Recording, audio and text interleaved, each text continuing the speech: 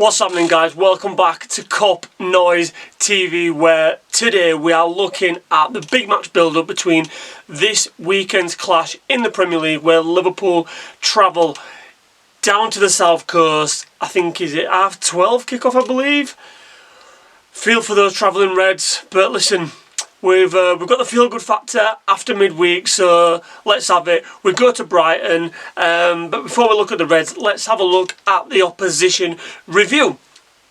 So Brighton currently sat 12th in the Premier League on 40 points, so I think it's safe to say they're not going to get sucked in to a relegation dogfight, so their Premier League status is safe for another season. And I think as Brighton fans, you would probably, or realistic Brighton fans, you would say that around about kind of 8th to 12th is where you'd expect to be in the Premier League. Any Brighton fans watching, let me know in the comments if you think any different. But me personally, that's where I would expect to see a club the likes of Brighton. Now they're actually coming into this game at the weekend with a decent bit of form, to be honest.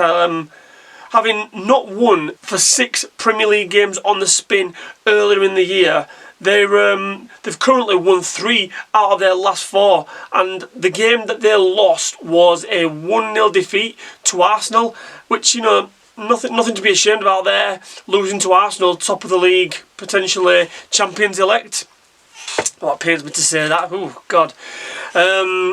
But yeah, and I remember that game as well. I remember it quite well. So I think I watched that game, and Brighton actually played pretty well. And that was the game where their manager came out and slandered Mikel Arteta's kind of dark arts tactics, if you like, the time wasting. I mean, how dare he criticise Arsenal for stuff like that? But yeah, they was unlucky not to get anything from that game. And as I was looking at Brighton's form, I noticed something quite interesting, that none of their 16 Premier League games that have been played since the 3rd of December, they've neither scored or conceded more than 2 goals, which I thought was a little bit kind of, I won't say weird, but every now and again, you know, you might kind of put 3 or 4 past someone, but no, literally, as I said, since the 3rd of December, Brighton have played 16 times in the Premier League and they've not conceded or scored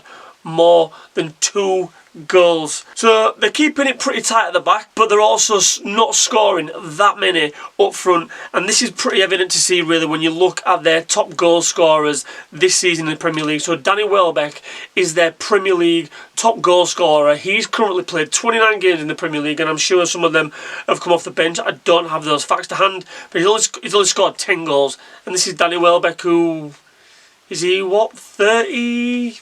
I want to say 35, 36. He might even be older than that. But listen, still going strong. But 10 goals, he's their top goal scorer.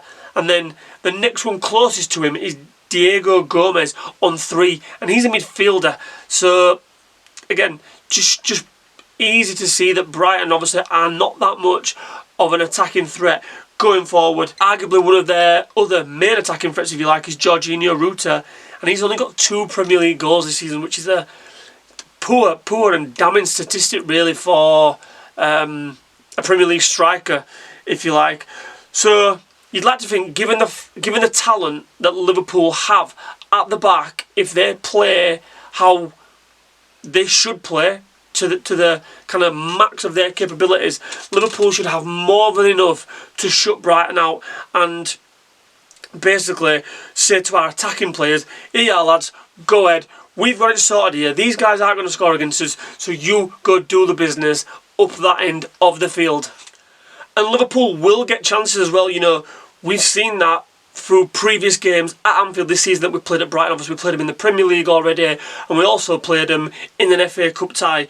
We know they're going to try and play out from the back, and me personally, I don't think they've got the personnel good enough to play out from the back, but that doesn't stop the manager trying to implement that style of play, which, you know, I commend them for, but they're just not good enough. And we saw that with how we scored our opening goal in the Premier League fixture this season at Anfield against these guys, where we pressed them high. I think it was either we forced them into a mistake where Joe Gomez latched onto a loose pass, headed it to Dominic Szoboszlai, into Hugo Ekitike. We scored after probably 30, 40 seconds, something like that. So if we get our press right, we can force Brighton into mistakes, lose the ball high up the field, which then allows us better opportunities to capitalise. And as I say, we've already seen that earlier on in the season, and I dare say the FA Cup tie at Anfield was probably one of our better performances this season. And then speaking of better performances, Liverpool are coming hot off. It's not even up for debate, was our best performance of the season in midweek against Galatasaray, where I thought, to a man, Liverpool were absolutely amazing. We pressed, we passed quick, the tempo was pacey, we didn't dwell on the ball, we wasn't taking 4 or 5 touches, it was 1-2 touch football. We got the full-backs overlapping, which is something that I've kind of been uber critical of over the previous last few weeks. Anyone who watches these shows will have seen that, and we were physically strong as well. And in moments when we needed to be, when we needed to kind of stop Galatasaray from potentially breaking on us, we give like a little niggly foul away, which is something that Liverpool haven't done all this season, and it's something that every single team do. Stop the opposition gaining traction upfield, and if it means giving a foul away, if it means taking a yellow card, so be it. And most important of all, we were fairly clinical in the final third. And listen, I say fairly clinical because Liverpool could have quite easily scored 8, 9, possibly even 10 goals in midweek. And as I say, I don't even think I'm exaggerating there. Obviously, we scored 4, we hit the bar twice, we had 2 disallowed, did we, I think? Pretty sure it was 2 goals disallowed, and we missed some other big chances there. Keeper pulled off 2 or 3 great saves as well. But this is the thing now. Liverpool have shown us how they can play, and I've no doubt that in midweek the manager's hand was forced on how we had to play. Given the fact that we was 1-0 down, we was chasing the tie, we had to create something.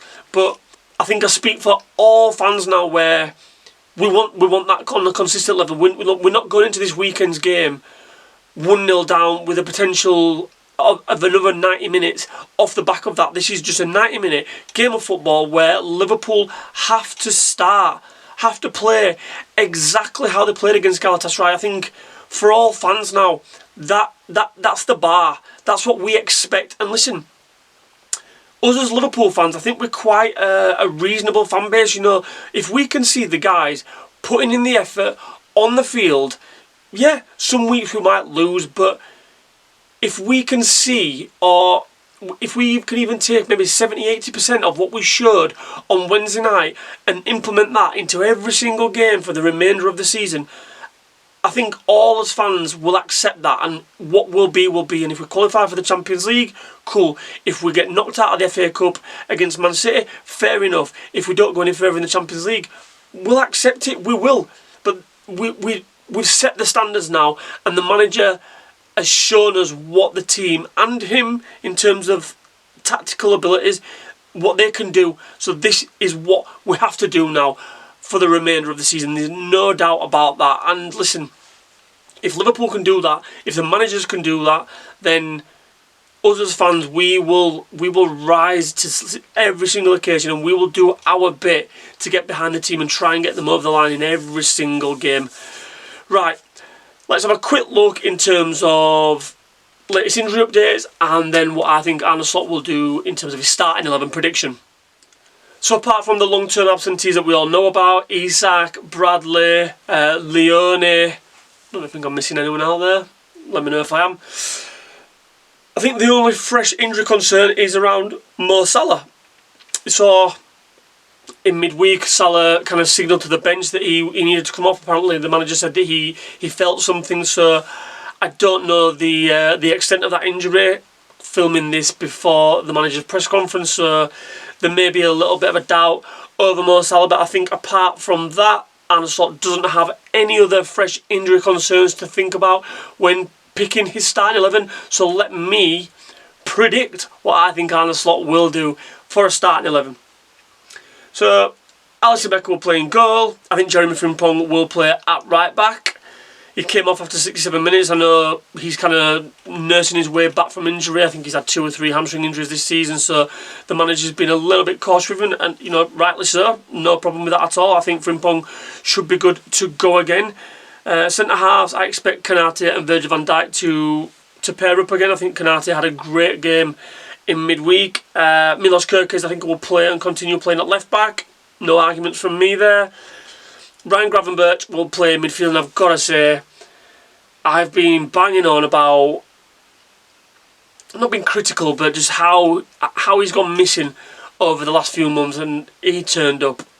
The Ryan Gravenberch turned up against Galatasaray, and Ryan, we want to see that. We want to see you picking up the ball from deep, driving through the midfield into the heart of opposition's defence, and chipping in with goals. It was without a doubt his best performance of the season in midweek.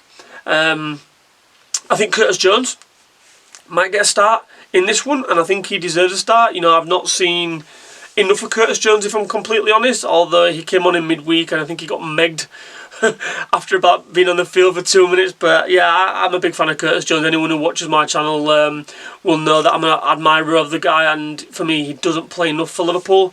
So Curtis potentially could come in for this one.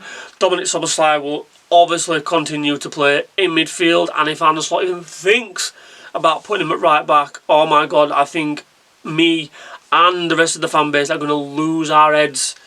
And then the forward line, Florian Wirtz on the left. Not a massive fan of that, but he was amazing in midweek. He was unlucky not to get on the score sheet, but we looked like we functioned better. We looked like we offered a little bit more. We allowed Milos Kerkez to push forward when Wirtz came inside, so I expect Wirtz to continue playing there. Hugo Ekitike will play up front. Got a goal in midweek, and then I've got Mo Salah here, but then I've got in brackets Frimpong. So basically, Mo Salah will start if he's fit. If he's not fit, I expect Jeremy Frimpong to move into that right wing position, and Joe Gomez will come in at right back. Let me know your thoughts in the comments, guys, in terms of a starting 11 prediction, what you think Arne Slot might do for this one, and in terms of score prediction, let me know in the comments also, and I'm going to give you my score prediction. I think it will be 2-0 Liverpool, and I think Florian Wirtz will score and Hugo Ekitike. Nice one, guys. Thanks for watching as always, and if you haven't done already, make sure you get over to the homepage and hit that subscribe button. I'll catch you in a bit.